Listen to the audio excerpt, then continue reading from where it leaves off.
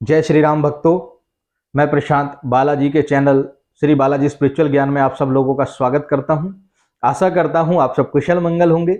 आपके स्नेह और प्रेम से हम भी कुशल मंगल हैं और हम बालाजी महाराज की पवित्र शक्तियों से कामना करते हैं कि बाबा आपके भंडार भरे और सदा अपना आशीर्वाद आप लोगों पर बनाए रखें।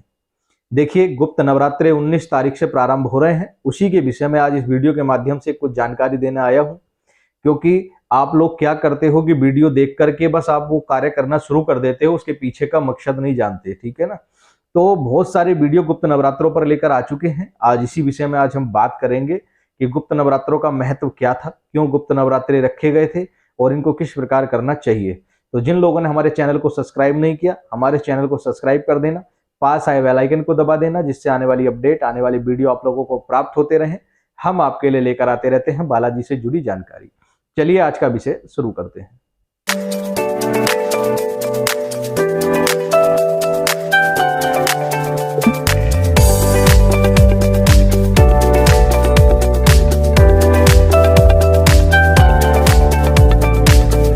देखिए, गुप्त नवरात्रों का महत्व इसी के नाम में छिपा है। गुप्त नवरात्रे इसलिए बोले जाते हैं क्योंकि इसमें गुप्त साधनाएं की जाती हैं। ये नवरात्रे जो हैं बेसिकली 4 प्रकार के नवरात्रे होते हैं। 2 खुले नवरात्रे, 2 गुप्त नवरात्रे। अब खुले नवरात्रे कौन कौन से होते हैं? चैत माह यानी कि अप्रैल के माह में आता है एक नवरात्रे, और एक अक्टूबर के माह में आते हैं जो शरदीय नवरात्रे बोले जाते हैं। एक को ग्रीष्म नवरात्रे बोल दिया जाता है, एक को शरदीय बोल दिया जाता है। यानी कि एक अप्रैल के महीने में आता है और एक अक्टूबर के महीने में जो नवरात्रे आते हैं, वो 2 नवरात्रे जो होते हैं वो देवी दुर्गा के 9 स्वरूपों के लिए हैं, सात्विक ग्रस्त जीवन के लिए बनाए गए हैं। वही नवरात्रों का पालन केवल ग्रस्त जीवन में किया जाता है और ग्रस्त जीवन वाले व्यक्तियों को केवल उन्हीं नवरात्रों को रखना चाहिए और उन्हीं नवरात्रों से आपको सुख, समृद्धि, ऐश्वर्य की प्राप्ति होगी, श्री माता का आशीर्वाद प्राप्त होगा, आदि शक्ति की कृपा प्राप्त होगी। अब बात कर लेते हैं गुप्त नवरात्रे। गुप्त नवरात्रे उनके लिए हैं जो 10 महाविद्याएं प्रकट हुई थी। उन 10 महाविद्याओं की साधना करने के लिए, उनको साधने के लिए ये विशेष समय दिया गया है। ये जनवरी के महीने में आते हैं और जून जुलाई के महीने में जो नवरात्रे पड़ते हैं ये गुप्त नवरात्रे होते हैं। इनका विधान भी गुप्त होता है।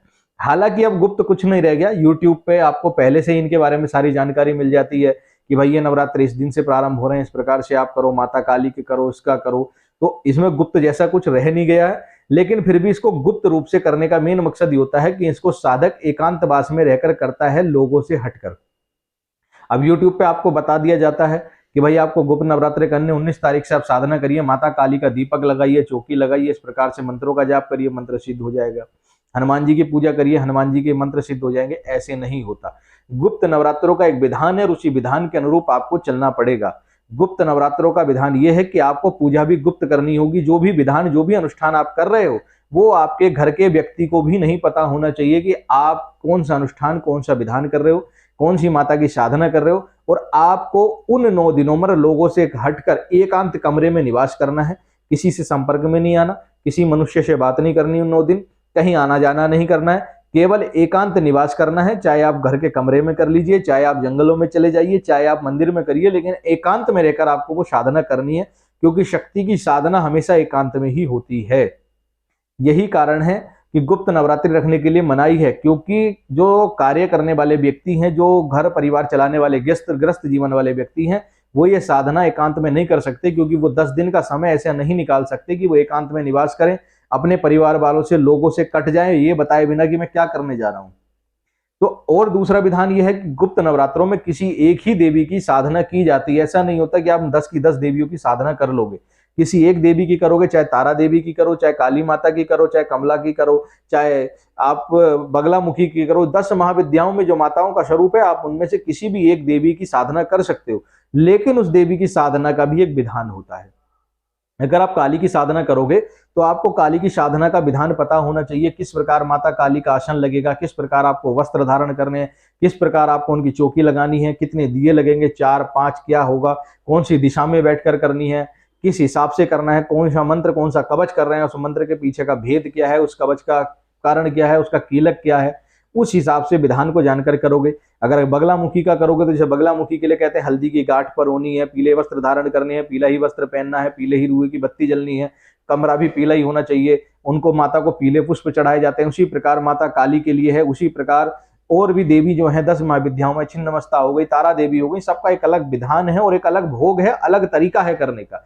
आप यूट्यूब पे से देख तो लेते हो कि गुप्त नवरात्रों में हर चीज सिद्ध हो जाता है, लेकिन उसके जो परिणाम आते हैं ना, अच्छे भी आते हैं बुरे भी आते हैं भाई। अगर आपको किसी कार्य को अच्छे के लिए कर रहे हो, ठीक है, अच्छा करो, लेकिन उसके पीछे का बुरा भी तो देख लो। ऐसा ना हो कि आप अच्छा करने जाओ और आप ही के घर में माता तो सिद्ध ना हो और कोई प्रेत सिद्ध होकर बैठ गया और आपको फिर वो माता बन के आपके शरीर पे आ रहा है, या कोई डायनी या डाकनी आपके घर में आ गई माता बनकर और आप पे सिद्ध हो गई और आपको तो पता नहीं। आपको तो लगेगा हमने माता को सिद्ध कर लिया, लेकिन बैठी है डाकनी या डायन। फिर आप क्या करोगे? फिर आप भगोगे, आपके घर में बुरा होने लग जाएगा, आपके घर में कलह होने लग जाएगा, आपके घर में दिक्कतें होने लग जाएंगी, आपके घर में परेशानी होने लग जाएगी, धन की हानि होने लगेगी, स्वास्थ्य की हानि होने लगेगी। क्योंकि भैया माता आदि शक्ति को साधना साधारण कार्य नहीं है। बड़े बड़े देवी देवता भी माता के स्वरूप को देखने से भय खाते हैं, हम तो फिर साधारण मनुष्य हैं।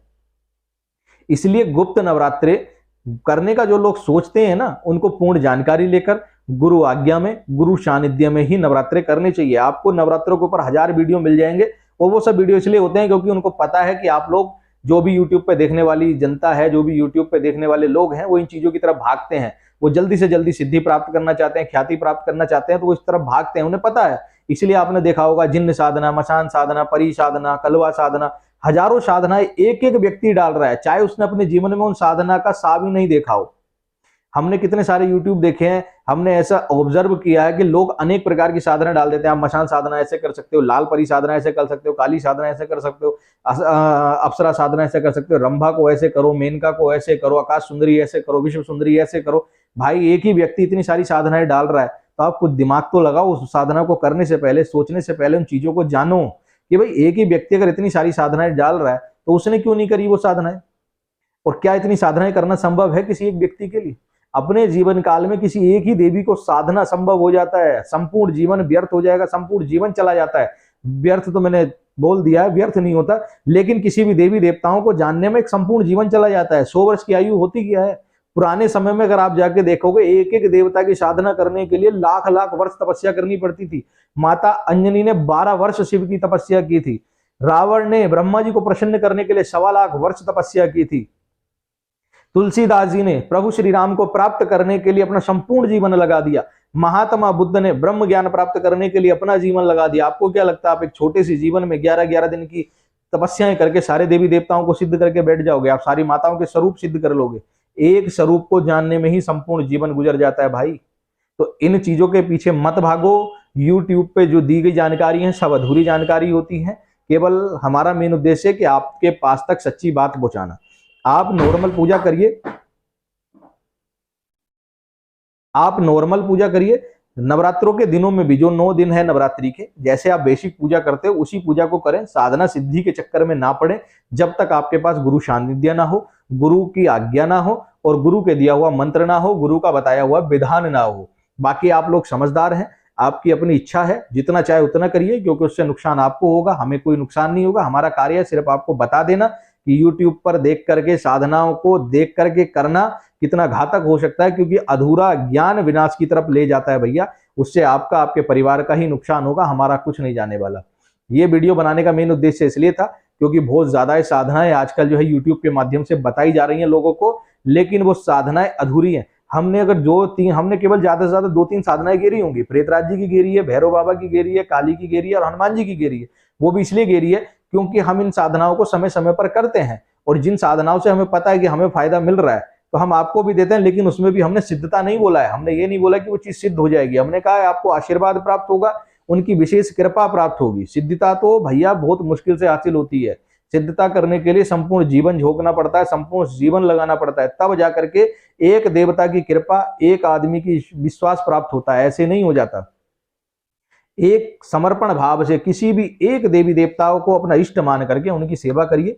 50 के पीछे मत भागिए। कितनी साधनाएं आप देख रहे हो, कोई साधना किसी काम में नहीं आती। अंत समय में कोई साधना नहीं आएगी, सब छोड़ के भाग जाएंगे। आपके अच्छे कर्म, आपके द्वारा किए हुए अच्छे कार्य और आपका ही प्रारब्ध आपके साथ जाएगा और ईश्वर का आशीर्वाद आपके साथ जाएगा। जिन्न साधना, मसान साधना, प्रेत साधना, ये सब यहीं रह जाएंगी, कोई साथ नहीं जाती। केवल आपके अच्छे कर्म, आपके अच्छा स्वरूप और आपके द्वारा किए हुए पुण्य कर्म ही संसार से पार जाते हैं।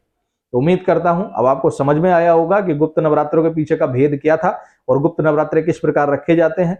गुप्त नवरात्रे गुप्त स्वरूप से रखे जाते हैं। तो जिन लोगों ने हमारे चैनल को सब्सक्राइब नहीं किया, हमारे चैनल को सब्सक्राइब कर देना, पास आए बेल आइकन को दबा देना, जिससे आने वाली अपडेट, आने वाली वीडियो आप लोगों को मिलते रहें। हम आपके लिए लेकर आते हैं बालाजी से जुड़ी जानकारी। जय श्री राम, जय श्री बालाजी महाराज, जय महाकाल।